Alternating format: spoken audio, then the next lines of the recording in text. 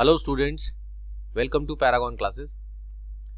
Class 12th के आज के लेक्चर में हम आपको ट्रांसफार्मर का नेक्स्ट पोर्शन पढ़ाएंगे।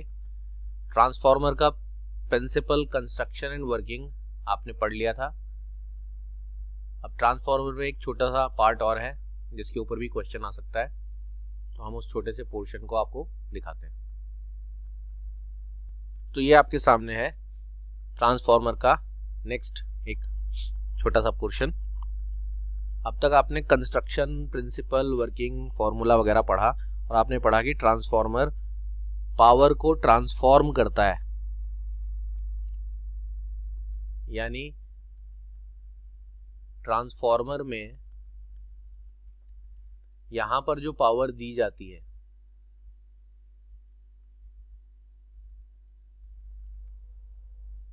वो पावर वोल्टेज यानी ईएमएफ और करंट का प्रोडक्ट होती है, ईपीआईपी, जिसको हम इनपुट पावर कहते हैं।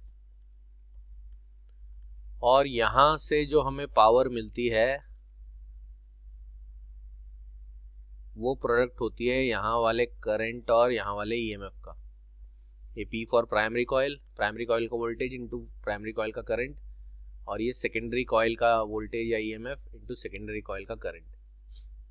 अभी तक हमने पढ़ा है कि ये जो इनपुट पावर है यानी ईपी और आईपी वो इक्वल होती है आउटपुट पावर के,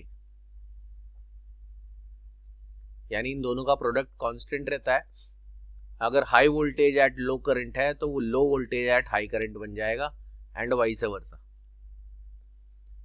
स्टैंडर्ड केस में, आइडियल केस में ऐसा ही होता है, लेकिन प्रैक्टिकली रियलिटी में ऐसा नहीं होता।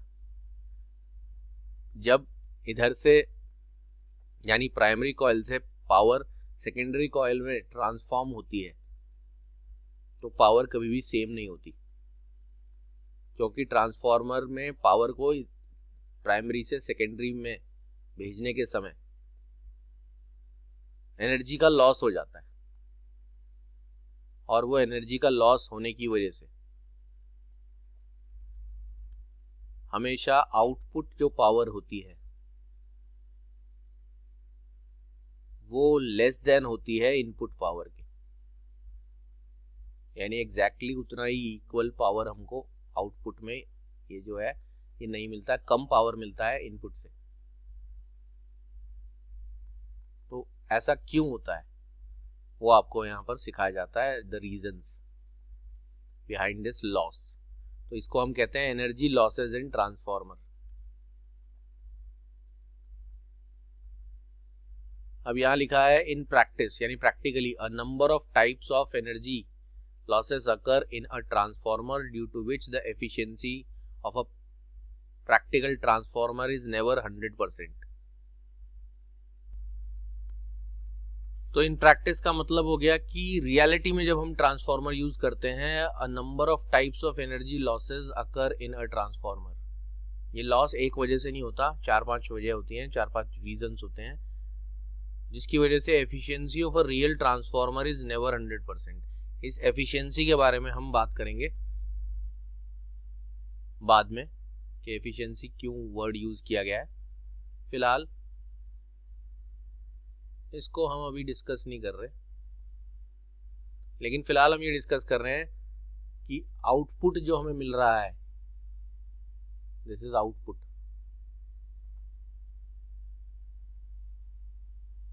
जो सेकेंडरी कॉइल में पावर मिलती है वो इनपुट जितना नहीं मिल रहा है, ये इनपुट है। हम ऐसा थ्योरेटिकली एज्यूम कर रहे थे, तो ये इनपुट पावर है और ये आउटपुट पावर है। थ्योरेटिकली हम ऐसा मानते थे कि ये दोनों इक्वल है, बस वोल्टेज ज्यादा है, करंट कम है, तो वोल्टेज कम, करंट ज्यादा, स्टेप डाउन। और high low voltage at high current है तो high voltage at low current, step up हो गया। लेकिन रियलिटी में ऐसा नहीं होता, output power is always less than input power. तो बीच का ये पावर या एनर्जी जाता कहाँ है, तो हम वो पढ़ रहे हैं। ये है the various types of energy losses in our transformer are given below. और नंबर 1 पे हम पढ़ रहे हैं फ्लक्स लॉस। फ्लक्स लॉस क्या है वो देखें। इस ट्रांसफॉर्मर में, इस प्राइमरी कॉइल में जब करंट फ्लो करता है और वो करंट इंक्रीज और डिक्रीज हो रहा होता है क्योंकि वो ऑल्टरनेटिंग करंट है, उसकी वजह से इस कॉइल का मैग्नेटिक फ्लक्स चेंज होता है, जो फ्लक्स इस सेकेंडरी कॉइल में ट्रांसफर होता है। लेकिन यहां पर लिखा है the coupling of primary and secondary coils is never perfect. Coupling मतलब इन कॉइल्स को जिस तरह से बांधा गया है, यहाँ पेयर है, ये कपल है प्राइमरी का और सेकेंडरी का, इज नेवर परफेक्ट। ये परफेक्ट नहीं होता क्योंकि द कंप्लीट मैग्नेटिक फ्लक्स यानी ये जो प्राइमरी कॉइल प्रोड्यूस करती है, यहां लिखा है the complete magnetic flux produced in primary coil. इस प्राइमरी कॉइल में करंट फ्लो करने की वजह से जो भी मैग्नेटिक फ्लक्स होता है वो पूरा का पूरा never gets linked up with secondary coil. Ideal case में क्या होना चाहिए कि जितना फ्लक्स प्राइमरी कॉइल ने बनाया वो सारा का सारा सेकेंडरी कॉइल को मिलना चाहिए, सारा का सारा फ्लक्स सेकेंडरी कॉइल में से पास होना चाहिए। मैग्नेटिक फ्लक्स मतलब मैग्नेटिक फील्ड की लाइंस जो पास होती है नॉर्मली, लेकिन ऐसा प्रैक्टिकली होता नहीं है। इस प्राइमरी कॉइल का सारा फ्लक्स सेकेंडरी को नहीं मिलता, कुछ फ्लक्स वेस्ट हो जाता है क्योंकि आपका यहाँ पर अगर मैग्नेटिक फील्ड बनेगा तो इस मैग्नेटिक फील्ड की लाइंस ऐसे ऐसे हर तरफ निकलेगी, तो ये सारा का सारा फ्लक्स इस सेकेंडरी कॉइल को नहीं मिलता, जिसकी वजह से थोड़ा सा फ्लक्स लॉस हो जाता है। तो इसलिए सारा का सारा इसको फ्लक्स नहीं मिला, तो जितना इनपुट यहाँ बन रहा है उतना आउटपुट नहीं बनेगा, उतना आउटपुट नहीं मिलेगा कहना चाहिए। तो ये पहला फैक्टर है ट्रांसफॉर्मर में एनर्जी लॉस का, कि जितनी एनर्जी मैग्नेटिक फील्ड की फॉर्म में, फ्लक्स की फॉर्म में यहाँ जनरेट हुई, वो सेकेंडरी कॉइल को सारी की सारी नहीं मिली, कुछ पोर्शन ही मिलता है। सेकेंड जो हमारा लॉस होता है वो कॉपर लॉस कहलाता है। अब ये कॉपर लॉस क्या है? Due to the resistance of the windings of p and s coils. P मतलब ये वाला कॉइल प्राइमरी कॉइल, एस मतलब ये वाला कॉइल सेकेंडरी कॉइल। ये कॉइल्स कॉपर वायर की बनी होती हैं और कॉपर वायर में रेजिस्टेंस होती है। जब इनमें करंट फ्लो करता है तो उस रेजिस्टेंस के ऑपोजिशन की वजह से, करंट को जो ऑपोजिशन ऑफर होता है रेजिस्टेंस की वजह से, उसकी वजह से ये कॉइल्स गर्म हो जाती हैं। गर्म हो जाती हैं तो हीट प्रोड्यूस होती है। Heat is also form of energy. Energy is neither created not destroyed. अगर इन कॉइल में हीट प्रोड्यूस हो रही है तो some part of the electrical energy वही तो खर्च हो रहा है हीट एनर्जी बनाने में। आपका कोई भी इलेक्ट्रिकल अप्लायंस जितना इलेक्ट्रिकल एनर्जी कंज्यूम करता है उतना आउटपुट नहीं देता, क्योंकि हर अप्लायंस गर्म जरूर होता है। तो वो गर्मी कहाँ से आती है? इलेक्ट्रिकल एनर्जी का ही कुछ पोर्शन कन्वर्ट हो जाता है काहे में? हीट एनर्जी में। तो यहाँ इलेक्ट्रिकल एनर्जी का हीट एनर्जी की फॉर्म में कन्वर्जन भी लॉस ही है, क्योंकि वो आउटपुट में तो कोई कंट्रीब्यूशन नहीं कर रहा है। तो जितना प्राइमरी कॉइल में इनपुट दिया जा रहा है उसमें फ्लक्स का वजह से थोड़ा सा लॉस हो गया, हीट की वजह से थोड़ा सा लॉस हो गया। अब चलते हैं अगले लॉसेस की तरफ। ये आ गए आपके सामने नेक्स्ट लॉसेस, जो कि फ्लक्स लॉस और कॉपर लॉस के बाद थर्ड नंबर का लॉस आप देख रहे हैं, जिसको बोलते हैं आयरन लॉस। ये आयरन लॉस क्या है? The changing magnetic flux produce eddy currents in the iron core which also leads to the wastage of energy in the form of heat. अब ये एडी करंट क्या है ये आपको समझना है। जब आप इलेक्ट्रोमैग्नेटिक इंडक्शन पढ़ते थे तो आप ये पढ़ते थे कि किसी भी कॉइल का मैग्नेटिक फ्लक्स चेंज होने से उसमें इंड्यूस्ड ईएमएफ प्रोड्यूस होता है, इंड्यूस्ड करंट प्रोड्यूस होता है, जो करंट अपने कॉज को अपोज करता है, जो कि यहां पर हो भी रहा है कि इस कॉइल में करंट इंक्रीज डिक्रीज होने की वजह से सेकेंडरी कॉइल में इंड्यूस्ड ईएमएफ या इंड्यूस्ड करंट बन रहा है। लेकिन साथ साथ ये जो आयरन का कोर है, इस आयरन कोर में भी इंड्यूस्ड करंट बनता है, क्योंकि इस आयरन कोर का खुद का मैग्नेटिक फ्लक्स भी चेंज हो रहा है। तो इस आयरन कोर में बनने वाले करंट को एडी करंट कहा जाता है, क्योंकि वो करंट एडीज की फॉर्म में बनता है। एडीज क्या होते हैं? ऐसे सर्कुलर लूप्स ऑफ करंट, व्हर्लपूल्स या एडीज बोलते हैं इनको। और ये एडी करंट भी इंड्यूस्ड करंट है, जो अपनी कॉज को अपोज करता है, और उस कॉज को अपोज करने की वजह से भी और आयरन कोर में करंट फ्लो करता है, उसकी वजह से आयरन कोर भी हीट अप हो जाता है। तो ये हीट अप हो गया और अपोज कर रहा है, तो बहुत सारी एनर्जी हमारी उस फॉर्म में वेस्ट हो रही है। तो ये आपका तीसरे टाइप का लॉस हो गया, जिसको आयरन लॉस कहते हैं, क्योंकि आयरन का कोर में करंट इंड्यूस होने की वजह से वो गर्म भी हो जाता है और वो इस कॉइल में कॉइल वाले करंट को अपोज भी करता है। लेकिन इसको मिनिमाइज किया जा सकता है, कंप्लीटली रिमूव तो नहीं किया जा सकता। It is minimised by using laminated iron core, यानी ये जो आयरन का कोर है, इसको लैमिनेट कर रखा होता है पहले से ही। तो आपसे एक क्वेश्चन भी अलग से पूछा जाता है कि why the core iron core of the transformer is laminated. एक तो लॉन्ग आंसर क्वेश्चन में इस तरह से क्वेश्चन आते हैं कि discuss the various types of energy losses in transformer. तो आपको ये सारे लॉसेज लिखने हैं, इसी तरह से नोट्स में भी लिखा है पूरा एज इट इज, और यहाँ पर जो आपको समझाया जा रहा है वही पॉइंट्स आपको मेंशन करने हैं। लेकिन कई बार इन सारे लॉसेज में से बीच बीच में से भी सवाल आता है, जो सबसे इंपॉर्टेंट क्वेश्चन ये भी आ चुका है, why the iron core is laminated in transformer. लिखा हुआ भी है यहाँ पर लैमिनेटेड कोर। तो आपको लिखना है कि लैमिनेशन से जो आयरन कोर में प्रोड्यूस होने वाला एडी करंट है वो कम प्रोड्यूस होता है, जिसकी वजह से एनर्जी का जो लॉस है वो थोड़ा कम हो जाता है, मिनिमाइज हो जाता है। अगर लैमिनेशन नहीं होगा तो बहुत ज़्यादा एडी करंट प्रोड्यूस होगा, इंड्यूस्ड करंट इस लूप्स की फॉर्म में, जो बहुत सारी एनर्जी को वेस्ट करेगा, क्योंकि ये आयरन में प्रोड्यूस होने वाला करंट किसी काम का नहीं होता, वो बिना बात की हीट प्रोड्यूस करता है जो wastage. That is why iron core is laminated. उसके बाद हम चलते हैं अपने नंबर 4 वाले लॉस की तरफ, हिस्टेरेसिस लॉस। अभी जो हिस्टेरेसिस वर्ड है, इस वर्ड का मीनिंग क्या है वो पहले आप समझ लें। क्या होता है कि जब इस प्राइमरी कॉइल में करंट जैसे ही आप फ्लो करना शुरू कराते हैं, इस करंट की वजह से इसमें मैग्नेटिक फील्ड बनती है, और उस मैग्नेटिक फील्ड की वजह से ये आयरन जो है ये मैग्नेटाइज होने लगता है।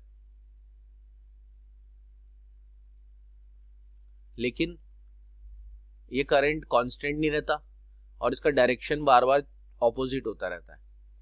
तो करंट के डायरेक्शन बदलने की वजह से बार बार आयरन एक डायरेक्शन में मैग्नेटाइज होता है, फिर दूसरे डायरेक्शन में मैग्नेटाइज होता है। ऐसा समझ सकते हैं कि जैसे आपके पास एक कॉइल है, उस कॉइल में अगर करंट फ्लो कर रहा है तो वो करंट इस कॉइल में एंटर होता हुआ अगर क्लॉकवाइज घूमेगा तो इधर साउथ पोल बनेगा, और एंटी क्लॉकवाइज घूमेगा तो इधर नॉर्थ पोल बनेगा।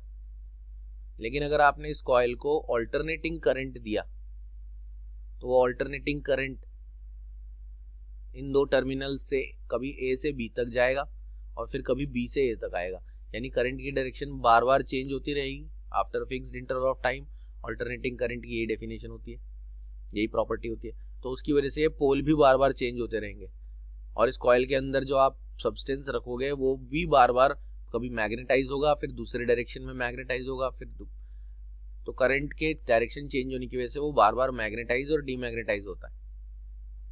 तो यहाँ लिखा है the alternating current flowing through the coil magnetises and demagnetises the iron core again and again. हर पर्टिकुलर डायरेक्शन वाला करंट अपने हिसाब से आयरन को मैग्नेटाइज करेगा, फिर उसी करंट का डायरेक्शन अगर रिवर्स होगा तो पहले उस करंट को काम करना पड़ेगा आयरन को डीमैग्नेटाइज करने में, फिर वो उसे अपने तरीके से मैग्नेटाइज करेगा। तो बार बार अगर एक ही कांस्टेंट डायरेक्शन में करंट फ्लो कर रहा होता तो आयरन एक ही तरीके से मैग्नेटाइज होता है, बट करंट का डायरेक्शन बार बार चेंज होने की वजह से आयरन बार बार अलग अलग डायरेक्शन के करंट की वजह से अलग अलग डायरेक्शन में मैग्नेटाइज होता है। During each cycle of magnetisation some energy is lost due to hysteresis. ये बार बार जो मैग्नेटाइज होकर डीमैग्नेटाइज होना होता है उस प्रोसेस को हिस्टेरिसिस बोल देते हैं अभी फिलहाल के लिए।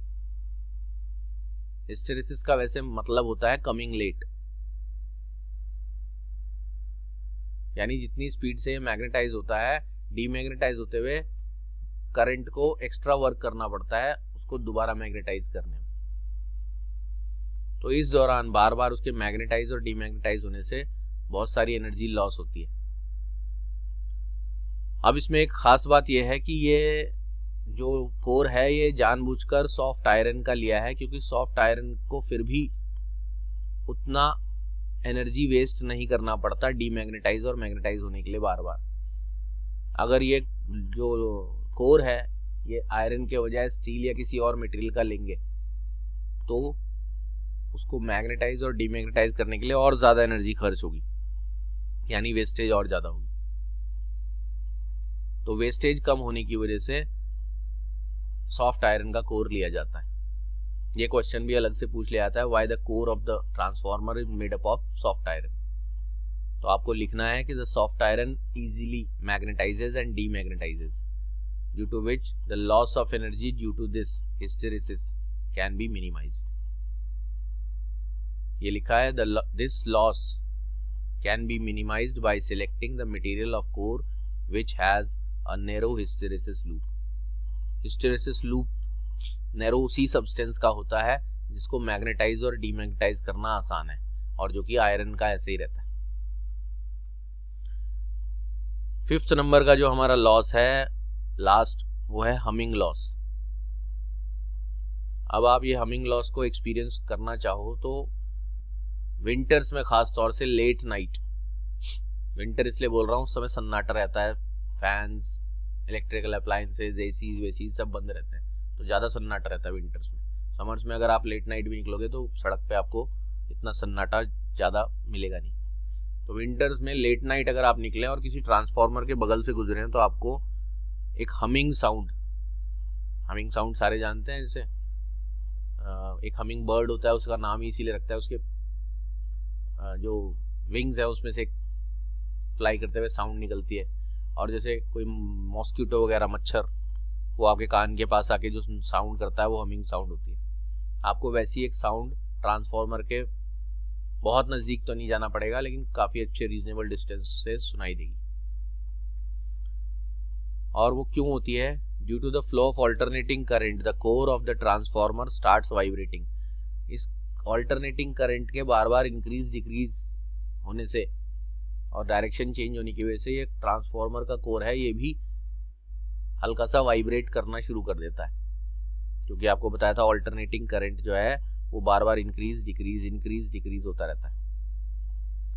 तो उसकी वजह से ये कोर वाइब्रेट करता है और इसके वाइब्रेशन से जो साउंड प्रोड्यूस होती है वो हमिंग साउंड होती है। अब sound is also form of energy, तो जब साउंड प्रोड्यूस होगी तो साउंड एक एनर्जी है, energy neither created not destroyed, उसमें भी इलेक्ट्रिकल एनर्जी ही साउंड एनर्जी में कन्वर्ट होगी। इलेक्ट्रिकल एनर्जी से ही साउंड एनर्जी बनेगी। तो इलेक्ट्रिकल एनर्जी का कुछ पार्ट साउंड में भी खर्च हो गया। तो जो भी इलेक्ट्रिकल एनर्जी प्राइमरी कॉइल को दी जा रही है, एनर्जी अपॉन टाइम ही पावर होता है, एनर्जी पर सेकेंड ही पावर होता है। तो जो एनर्जी प्राइमरी कॉइल को दी जा रही है उस एनर्जी का इन 5 तरीके से लॉस हो रहा है, जिसकी वजह से पूरी एनर्जी यानी पूरी पावर सेकेंडरी कॉइल को नहीं मिल पा रही है। और सेकेंडरी कॉइल को जब पूरी पावर नहीं मिल पाएगी तो आपको पता है कि सेकेंडरी कॉइल का जो पावर होगा यानी ES IS वो कम होगा प्राइमरी कॉइल के पावर से, क्योंकि बीच में लॉस हो गया एनर्जी का। एनर्जी अपॉन टाइम ही पावर होता है। तो इसलिए आउटपुट पावर, ये जो आउटपुट पावर है ये हमेशा इनपुट पावर से कम आती है। अब ऐसा होने के बाद आपको ट्रांसफार्मर की एफिशिएंसी निकालने के लिए कहा जाता है। वो आपको एफिशिएंसी निकालने का फॉर्मूला सिखा देते हैं। तो ये आपके सामने आ गया है हमारा अगला आखिरी पॉइंट। क्या लिखा है? Due to the energy losses given above. Given above मतलब डिस्कस्ड अर्लियर, लिखते हैं तो ऐसे ही है हम। ये जो हमने एनर्जी लॉसेस डिस्कस किए हैं 5, क्या क्या थे वो? Iron loss, flux loss, copper loss, hysteresis loss, humming loss. ठीक है जी, ये सारे लॉसेस डिस्कस करने के बाद आपको पता चल गया कि output power of a transformer is always less than the input power. ये आपकी आउटपुट पावर हो गई ESIS। Power is product of EMF या वोल्टेज एंड करंट। EMF और वोल्टेज यहाँ पर एक ही बात है, और ये करंट हो गया IS, और इसमें अगर आप पावर निकालना चाहते हो तो इसके अक्रॉस जो वोल्टेज है उसको करंट से मल्टीप्लाई करना पड़ेगा, और इसका पावर निकालना चाहते हैं तो EPIP। तो आपको पता चला है कि ये इक्वल नहीं है, always less than input power.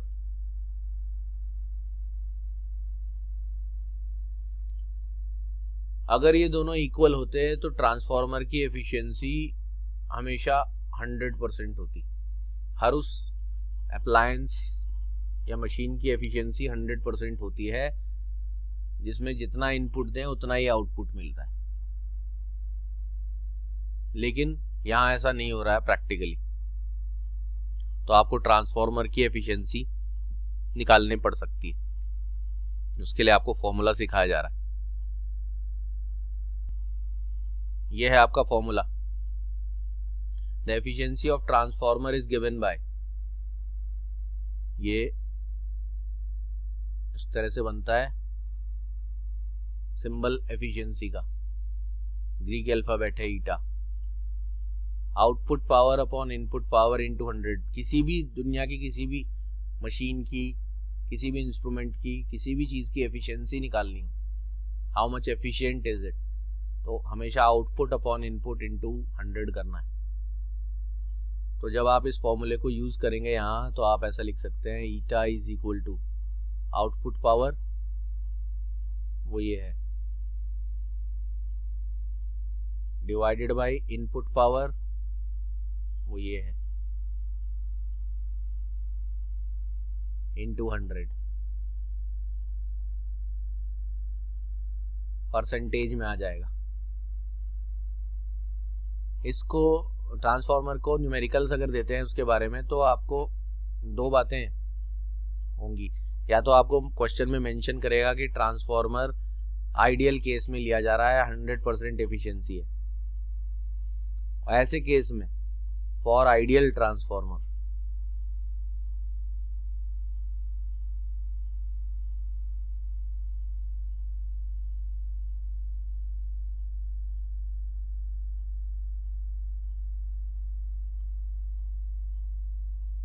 ESIS यानी आउटपुट पावर इनपुट पावर के इक्वल होगी। क्वेश्चन में ये मेंशन होगा, नहीं मेंशन होता है तो आइडियली मानना है, नहीं तो एफिशिएंसी बताएंगे कि ये आइडियल नहीं है, एफिशिएंसी इतना है, 80% है। इसका मतलब जो भी इनपुट दिया जा रहा है उसका 80% ही आउटपुट मिल रहा है, 20% वेस्ट हो रहा है। तो आइडियल ट्रांसफार्मर के लिए तो दोनों बराबर होंगे, और ये ऊपर पावर नीचे वाले पावर के बराबर होगा, तो दोनों कैंसिल होके 1 आएगा। 1 इंटू 100, 100% एफिशिएंट। जितना इनपुट दे रहा है उतना पूरा पूरा आउटपुट मिल रहा है। लेकिन अगर प्रैक्टिकल केस कोई न्यूमेरिकल में दिया जाएगा, वहाँ आउटपुट पावर हमेशा कम आएगी, इनपुट पावर हमेशा ज़्यादा आएगी, तब एफिशिएंसी आप ऐसे फाइंड आउट कर सकते हैं। ये आपका मैथमेटिकल फॉर्मूला बन गया फॉर ट्रांसफार्मर। ये आपका एक जनरल फॉर्मूला है जो आप किसी भी डिवाइस के लिए यूज कर सकते हो। किसी भी डिवाइस की efficiency output upon input into 100 होती है परसेंटेज में। स्पेशली ट्रांसफार्मर के लिए output power upon input power into 100। Power का फॉर्मूला याद रखना है EMF इनटू करंट। तो ये आपका ट्रांसफॉर्मर यहाँ पर कंप्लीट होता है।